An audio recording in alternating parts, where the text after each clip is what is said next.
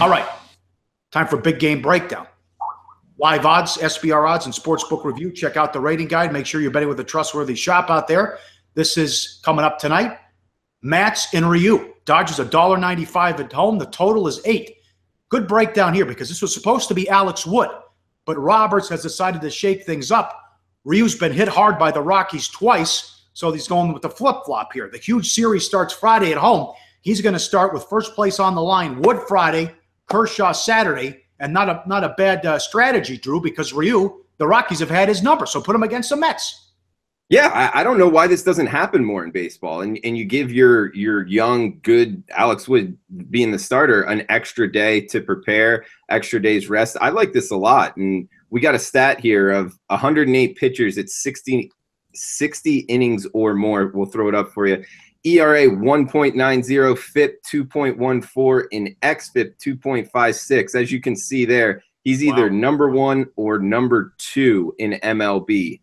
In the other 2 names there are Keuchel and Sale. So pretty good company there for Alex Wood. And it's a ridiculous combination of strikeouts and ground balls. 10.5 Ks per 9 and a 66.9% ground ball rate. So Alex Wood is definitely making it work. You give him an extra day's rest, and you pair it up against the NL West opponent that you want to beat. The wins matter more in division. So I like it, Pauly.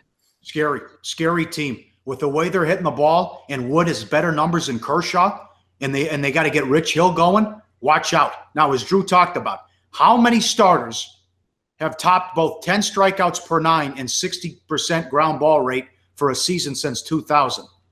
That would be 0. And that's what Wood's doing right now. For a comparison, how about this? Throw up that graphic. Wood, he's got a 1.90. Kershaw with a 2.61. You see the FIP, 2.14 to 3.53 in the XFIP. He's better there. And this is a money quote from Dave Roberts. He's as confident as any player I've ever been around. Think about that. So this guy's 7-0 with a 1.90. It's to the point now where if he gives up a couple runs, it's considered a bad start, Drew. Yeah, he's been absolutely amazing pretty much since he came over to L.A. You know, he came over from the Braves. And an interesting stat on Alex Wood, I don't think a lot of people, including the betting market, took into account early on. He's from Georgia and went to the University of Georgia, I believe. So, you know, he had all of his friends pretty much throughout his whole life here in Atlanta. And I think to get out of Atlanta, go out to L.A., give him a clear mind, it actually makes sense, and it's definitely paid off on the field. And if you've been back in LA when Alex Wood's on the mound. Still more bad news for the Mets. So they're still going against the lefty. And Ryu has not shown he can get back to his pre-injury form that cost him all of 2015. You look at this graphic. Pre-2015, 28-15 with a 3.28. Post-215, 3-7 with a 5.53. Not the same guy, Drew, but helps that he's got the best offense, the hottest offense in the National League. Yeah, I mean, as far as team totals go, this kind of makes me want to bet over against him. But like you said, I mean, they've kind of struggled against lefties. And, you know, is Steven Matz really ready for the challenge of the Dodgers offense on the other side? We may he's got to get command of his breaking stuff. We know that he can get his fastball over, but anything else has been really tough for Steven Matz. The Mets organization really happy with his average velocity on his fastball. Looks like he's touching 93, way above 90.6 that he had last year. So the velocity's there. It's just the command on the breaking stuff. Can he get it over? And the Mets are actually not happy with a couple stats coming from Matz. His K percentage is down 10.7 now, and his swinging strike percentage, an all-important swinging strike percentage, only 4.0. So that's not really going to cut it. Tagged for 3 home runs against the Nats in his last start, going up against another good offense in the Dodgers. Not sure if I'd be recommending picking him up in your fantasy leagues. Just control has not been good enough. And a quote here from Matz, I think there's still stuff that I need to get better at. So short and sweet quote there, making me pump the brakes on backing Steven Matz. Why did they only give him only a couple starts and so few innings in AAA? I think they made a mistake there.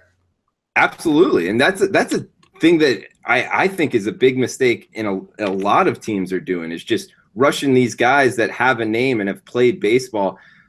at the major league level, they're rushing them up. They need to give them, 4 and 5 inning starts in the minors multiple times, at the AA and AAA level. Let them see a lot of hitters, get their control together, especially on the breaking stuff. So yeah, I agree with you. I'd look to fade that type of profile being rushed up to the show instead of getting their starts in the minors. And this is a prime example right here to fade Matz, Pauly. Yep. With this great offense and cause for concern, the Nats lit him up with the long ball, and he only struck out 2 guys in that first start back against the Braves. That's a problem there. Hey guys, thanks for tuning in to our channel. Now, we've put a lot of work into producing all these free videos, so please help us out and keep all our content free for you forever by simply liking, sharing, commenting, and subscribing. Now, not to mention, a visit to our industry-leading website will warm the hearts of all our SBR employees, especially myself. Now, the links are over there to the left, so do check those out. Thanks for watching.